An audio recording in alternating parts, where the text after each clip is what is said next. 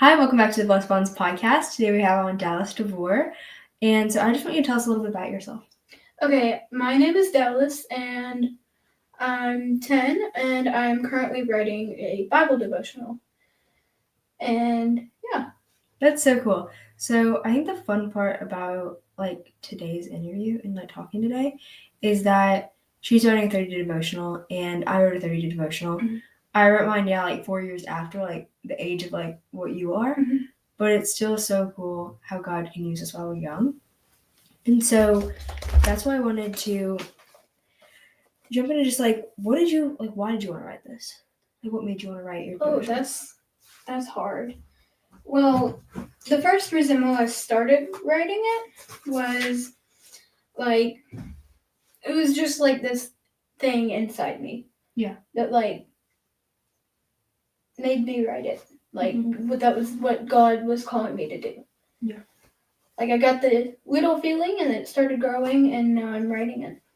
Yeah, was that a hard thing to do? Did you want to say no, or were you just immediately yeah, I'll write it? Yeah, it was no, I don't really want to do that. But then I started doing it and now it's kind of fun. Mm-hmm. It is hard sometimes, but it feels good doing it. It feels right. Yeah. I think that's the cool part about when God gives you a calling, is he gives you a calling, but then he's going to make you work to accomplish that calling. Mm-hmm. And to make you achieve that.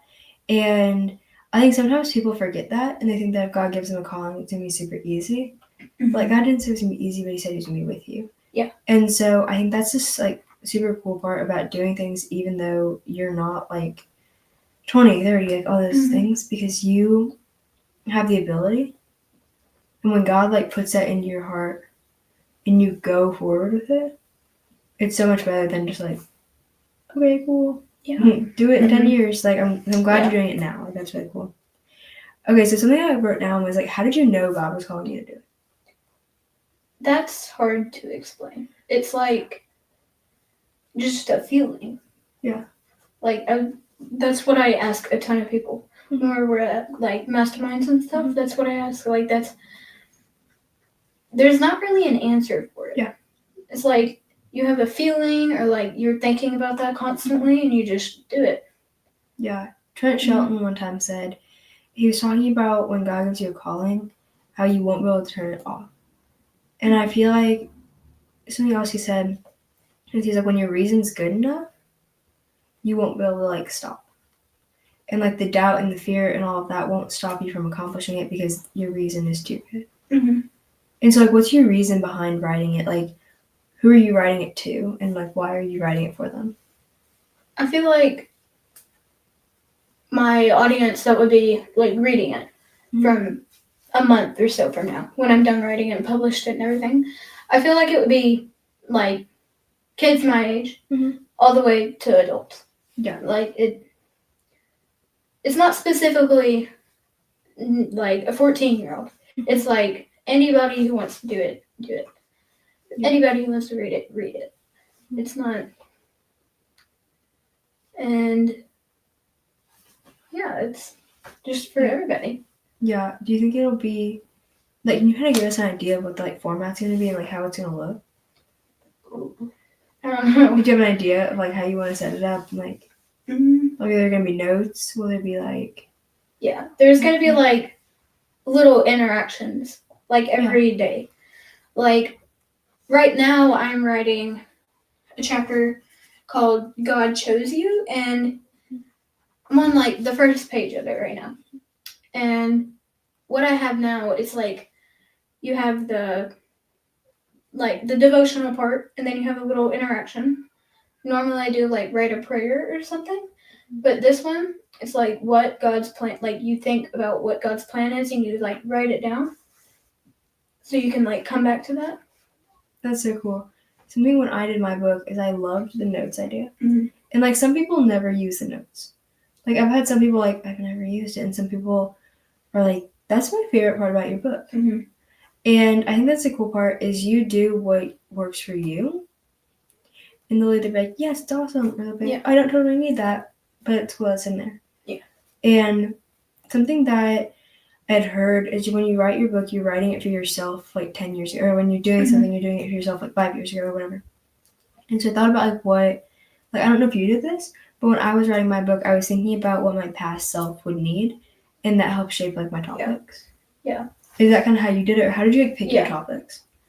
Well, what I'm, like, basically doing is I'll, like, mostly every week, I'll pick up one day, and, like, let's do honesty for one day. And I would pick that, and then do everything about that for, like, 3 or so days. And then I would go back and write it, and think about who all would want to read this. And, like, if it's, like, just people like me, like, not a ton of people would read it, I would go back and engine stuff. Yeah. Do you think, okay, so I was just thinking about this, like, you don't totally know why you're writing your book right now. And I'm excited because we're going to do this podcast, and then we're going to do a podcast when her book is out, and when it's been out. I think we will do it, like, after that for, like, a month or two. Yeah. Because this, like, it's so cool how God works. Because when I first, like, started my podcast, or when I first wrote my book, I did not know why God was calling me to do it. And people would ask, and I was like, I don't have an answer for you. And I think sometimes that's, like, a trial, and that's a test. But then you get a really, really cool testimony. And so now people are like, okay, well, why'd you start your podcast? And in the beginning, I was like, because God called me to do it. And I'm like, because God called me to do it, and I can show you all of the things that He's shown me through it. And writing the book, I learned so much more in my faith. Like, I don't know if you've, like, learned more, but I had to, like, truly dive into what, like, each verse meant. Yeah. And, like, the backstory. Because one of my biggest fears when writing my book was, like, not doing it right. And, like, putting a verse down and then putting something that's not even close to what that verse is about, and then messing somebody up. Yeah. Like, that was my biggest fear. And I think the cool part is, like, it makes you have to step back and, like, actually read what's going on. And so, has writing your book changed your faith? Yes, it has, in so many different ways. Like, my Bible is, like, I had that much highlighted. Now I have 4 different Bibles. Yeah. And half of them are highlighted, and some of them I don't highlight in. Yeah. Like, and they're all different versions, so I'll go in, find, like, one verse a day, and then go in on all of my Bibles and do, like, research on it and figure out what it means. Yeah, because each version has something different, and so, like, one can be different, and that helps. Yeah. Yeah, I have 3 Bibles. One I don't use. It's just, like, an extra. Yeah. One's, like, my Bible. It's the one that's literally in half because I, like, am in it. And I highlight all the time in that one. And then I have a speaking Bible, which is exactly the same as my other Bible, like my personal Bible, except it has no highlighting in it, so I can read when I'm, like, speaking. Okay, so this one was a cool question because I can think about when I was writing my book. What is your favorite part about writing it so far? It's hard. Like, one of my favorite things for each chapter is, like, figuring out, because I have a challenge, a summary, and a prayer at the end. And then I'll go in and I'll write those interactions too. So you'll think, like, what is this chapter about, and how could this like, interaction be? And then I would do that, and that's super fun because every day is different. Like, some days are just prayers that you write, but some other days, like, I'll dive in deeper and, like, you would do something about that day. And yeah, like, it's all of it. Is it fun writing? Like, do you sit down and enjoy it? Yeah. I think that sometimes, I don't know if you experience this, but, like, you don't want to sit down, but then when you sit down to write, it's actually as fun. Yeah, I think sometimes we get held back, like, by the enemy or just by, like, ourselves, and we're like, I don't want to do it. Yeah. And somebody told me one time, I was talking about how I didn't want to do it, and they were like, yeah, because the enemy is scared of what you have within you. And they're like, it was such a cool conversation, because I was talking about how I was so scared to start this business and start different things, and they were like, yeah, because the enemy knows that it's going to move people, and he knows that it's going to bring people closer to God, and so he can't let that happen. So he's going to put that fear and that doubt. He can't stop you, but he can give you fear and he can give you doubt. And what I think when I hear something, anything anybody ever tells me, I always think, okay, is this what God would say about me? And let it pass through that filter of, like, okay, this is what God would say about me. Because if there's something saying, don't write the book because it's going to bring people closer to God, but what if it does something else? There's that, but what if? And it's like, okay, but what if it all works out? And I have that in my bathroom. I keep it on my wall in my bathroom. So every time I walk into my bathroom, because I go into my bathroom, I go in every day. Yeah. So every day I look straight at it, and it's like, what if it all works out? And it's a reminder, okay, there's a reason God planted that dream in your heart, and you might not know what it is right now. That's the cool part. Is you have to trust God. And is it hard? Is it hard for you to trust God sometimes? Yeah. Mm-hmm. It is hard to do that. Yeah. Yeah. Sometimes you'll be like, yeah, God, I'll do this today, and then tomorrow I'll do this. Mm-hmm. But some days you're like, well, I don't want to do that, so I'll do it next week. Mm-hmm. And then you're doing that, and you're waiting, and you're like, well, I don't really want to do this. Mm-hmm. Waiting to do something for God doesn't feel good. Mm-hmm. You get that guilt, and right, you know you're doing it wrong. Mm-hmm. Yeah. Yeah, that's the cool part about actually doing what God's calling you to do, because you get out there and you're like, oh, I see why you call me to do it. Mm-hmm. I see why this is what you want me to do. And so for anybody who has something that you guys want to accomplish and know God's calling you to do it, because the feeling of not doing it is so bad. It's terrible. Yeah. I think about something I talk about a lot, and I think about a lot, is I close my eyes and imagine I die. And I'm standing with God, and we're looking at my life. We're watching a movie of my life. And he shows me the movie of my life, and then he shows me what my life could have been if I just would have trusted him and done what he asked me to do. And that scares me to the point of okay, I'm going to do it. Because God's you could have impacted all of these people. You could have helped these people. You could have lived this joy, and you could have trusted me. But instead you said, no, I got it on my own. I don't need you. And you said, I don't want to do that. And you walked away, and now this is what your life looked like. And I never want to feel the regret of not doing what God called me to do. Yeah. You get what I mean? Yeah. When you do that, and I was saying earlier, if you set it aside for next week, you're sitting there and you're like, well, it scares me that I'm not doing this because he could do anything he wanted right now. Yeah. But he won't. Because he loves us so much that he'll scare us. Mm-hmm. But he probably most likely won't do whatever, something bad. Right. And it'll just make you think in your mind, well, what if I do it now? How could my life be different if I did it now? Right. I ask me to remind myself a lot. It's day one or one day. Mm-hmm. And at first it didn't make sense to me. And then it clicked to okay, day one, meaning I can start today.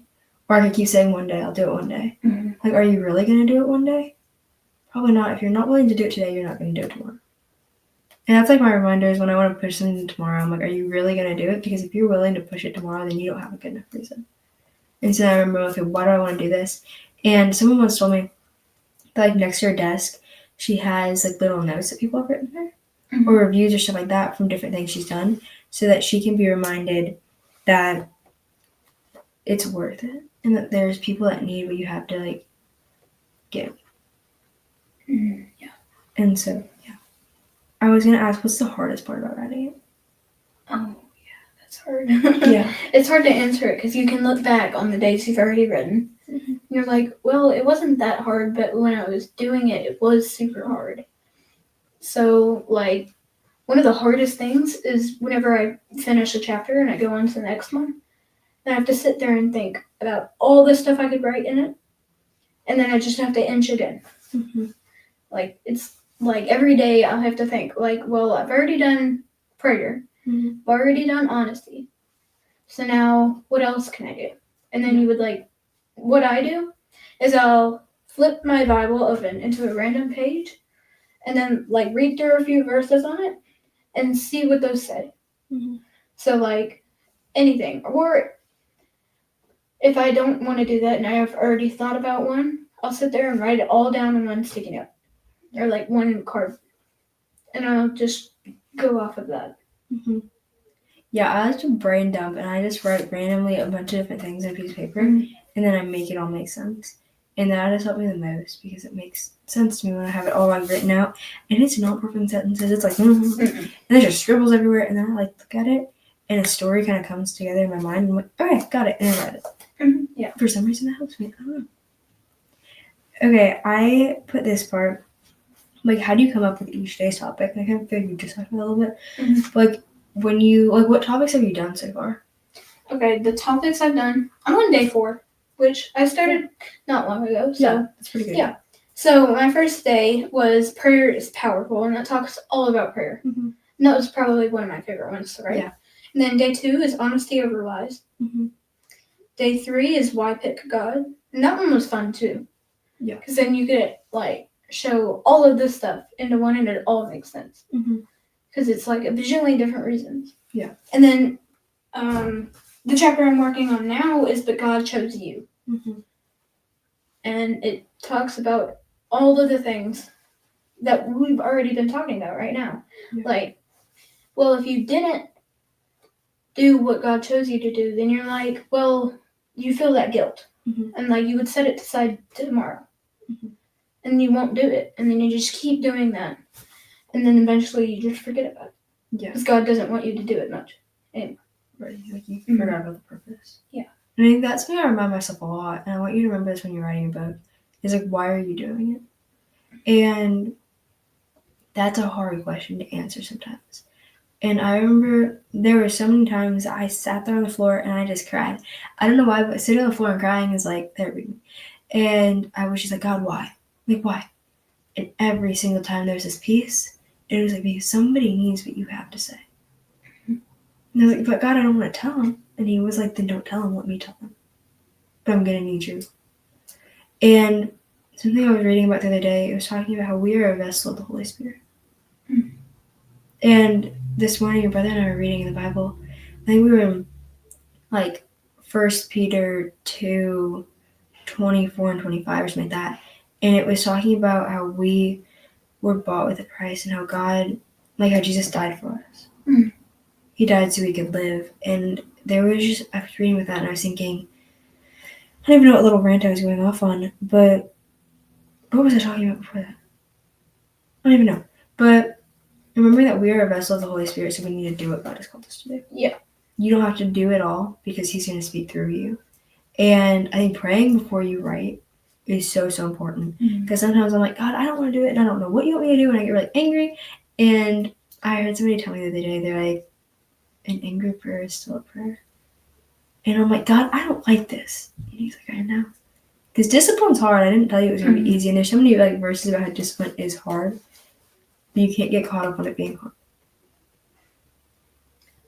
And so, yeah. Yeah. Okay, yeah, I wrote this one down. It was, what would you tell other kids who feel like God is calling them to do something big, even if they're young? Ooh, that one's hard. Yeah. Like you could tell them anything, but what you were just talking about praying before anything. Mm-hmm. Like I can't go without doing that because if I don't do it, then you're like, well, what am I gonna do today? Right. So I haven't talked to God about doing anything today. Mm-hmm. So He's just gonna pick out something that I might not want to do today, and then I'll set it aside. But yeah, like pray before you do anything, really. Mm-hmm. Like anything. It just before you get in the shower or something. Mm-hmm. And when I'm in the shower, sometimes I'll think together, like me and God, like we'll sit like in a room, me and God sitting, and we're talking about what we'll do in our life, Mm-hmm. and what in the next week, or in the next month, or in the next year, Yeah. anything. And I have this notebook, and I can only write down 3 things: one in the next week, one in the next month, and then one in the next year. And then I'll think about that, like what can I do in the next week? Well, then I can write my book some more. That'll be a big thing.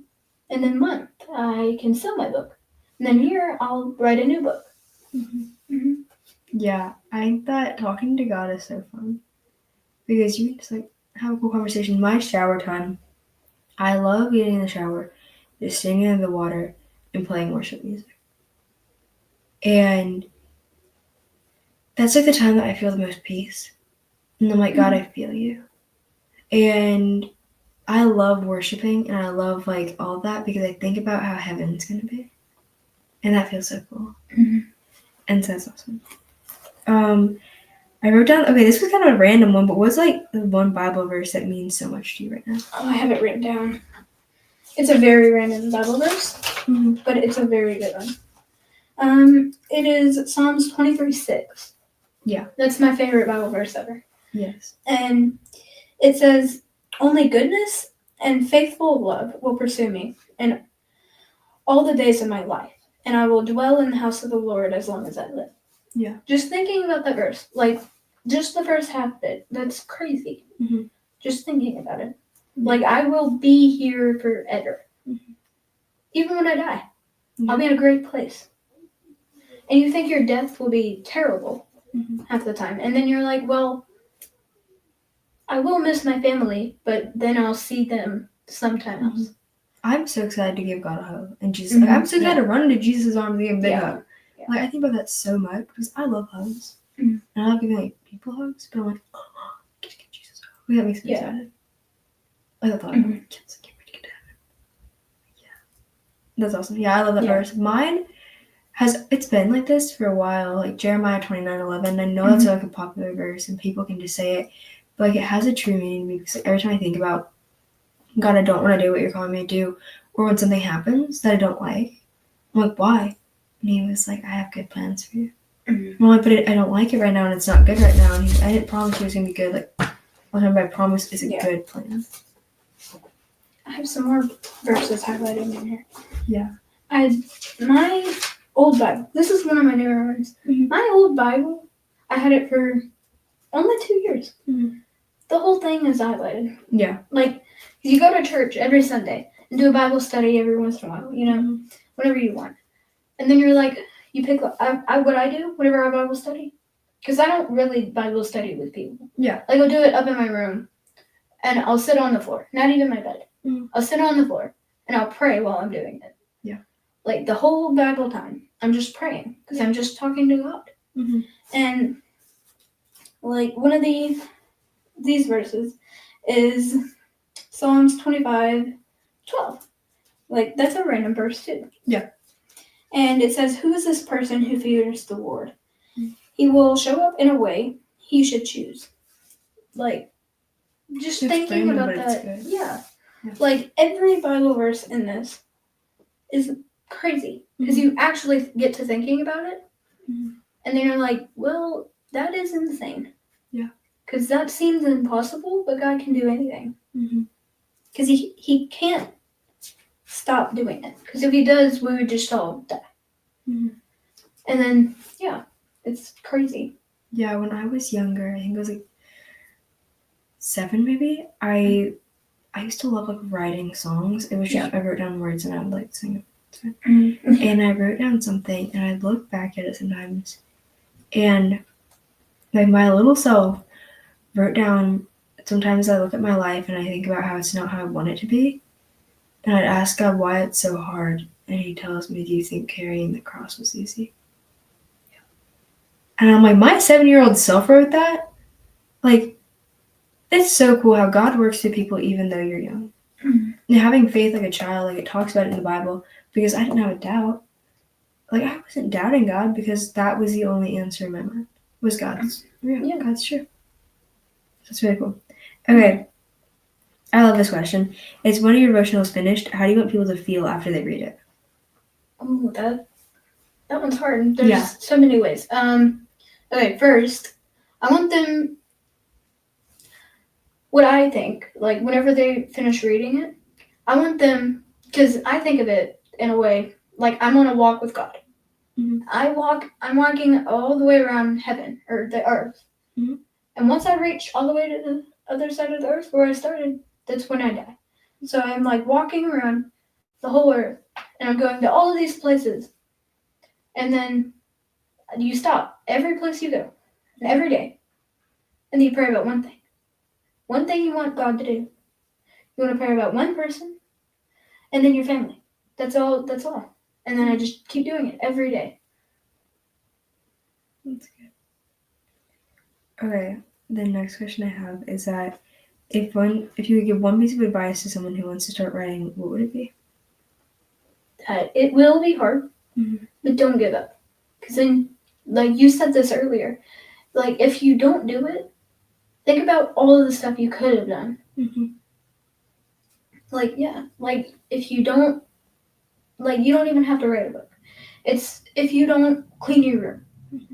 And then you think, well, I could have done this and this if I did.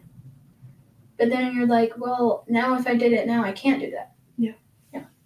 I think it's cool because this kind of goes into here is like just do and just like go through the doors that God's opening.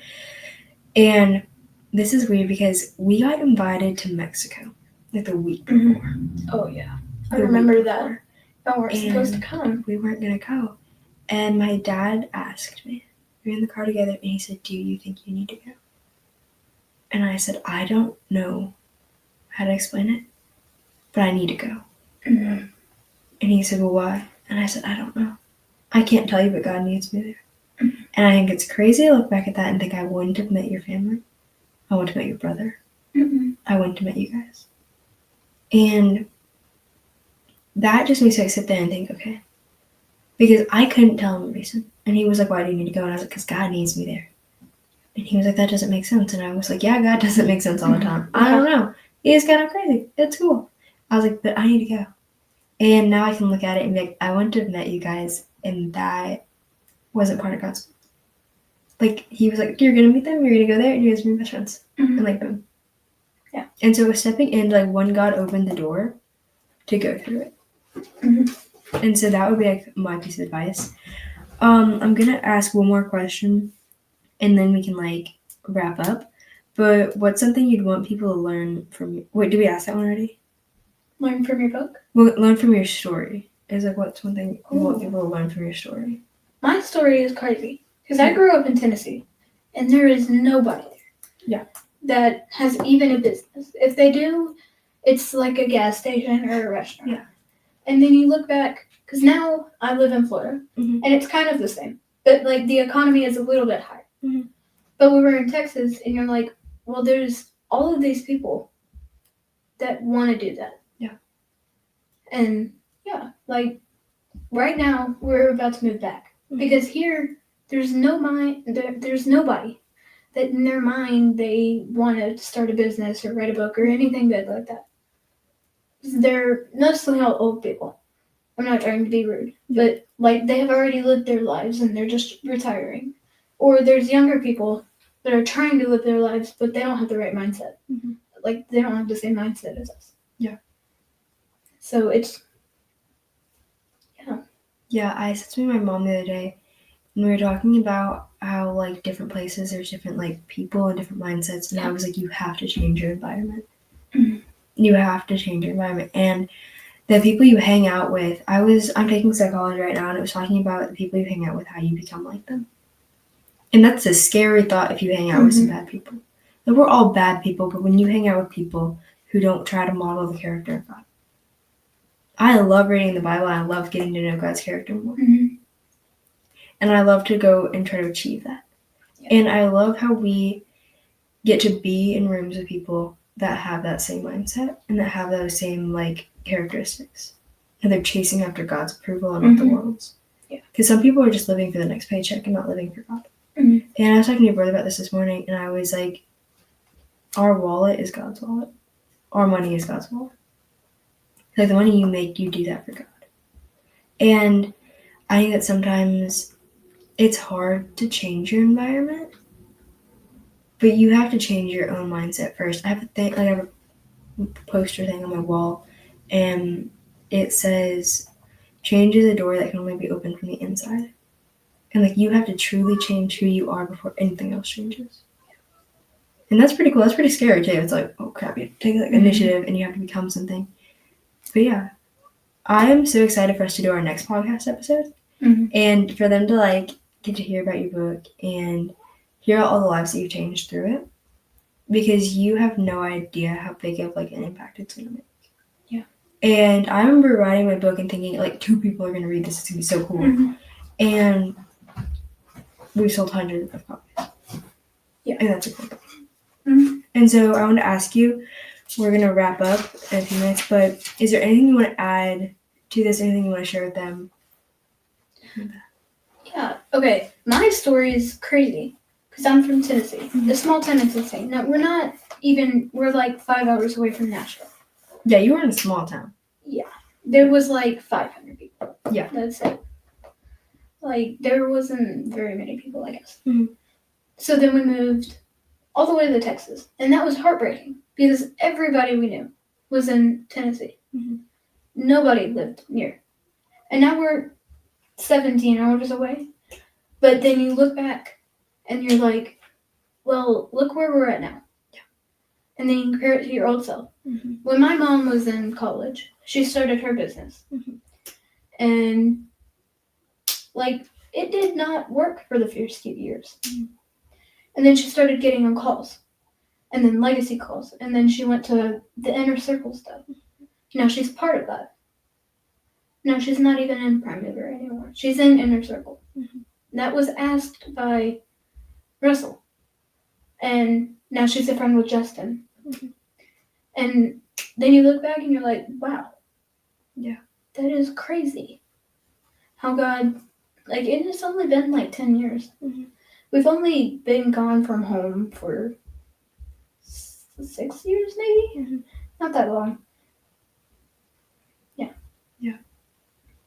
When I was 5, that's when we moved to Texas. And then we started, because in our church in Tennessee, Mhm. we went, because there was no kids there. Mhm. It was such a small town. Everybody was older, in their like 50s, actually. So if you went back now, there isn't that many people. There isn't that many stores open anymore. Because nobody knows that town is really even there. Yeah. Because it's so run down. We're an hour away from the Memphis airport. Oh, yeah. And you go in that airport, because we lived by DFW. Mhm. DFW airport, you can get a 3-hour flight from anywhere. It's great. Like, we went to Cancun, we had a 3-hour flight, and it was great. There's all kinds of people there. Mhm. There's the older people that aren't in the right mindset, and then you have the newer people that are like, I want to go here because of this, so I can grow my business. Mhm.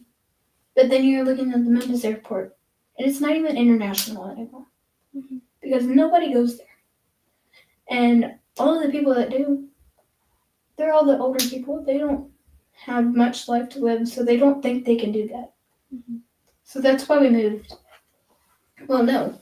The reason we moved because of my dad's work. Mhm. But he doesn't work there anymore because it's not good. Yeah. And And moving changed your mindset. yes. So we used to go to church there, and we would go like every 5 Sundays. Mhm. Like once a month. It was not that good. Mhm. Because the preacher there, he was okay. Mhm. But then he would get to talk about God, and he was like, well, yeah, he can do that, and that's about it. They didn't really care. Mhm. Nobody there did. Yeah. Our grandparents, they liked God, Mhm. but they didn't really go to that church. They had to, because that's the only thing they could listen to. And then we moved to Texas, and we tried so many different churches. Then we found the one. That one had so many people there.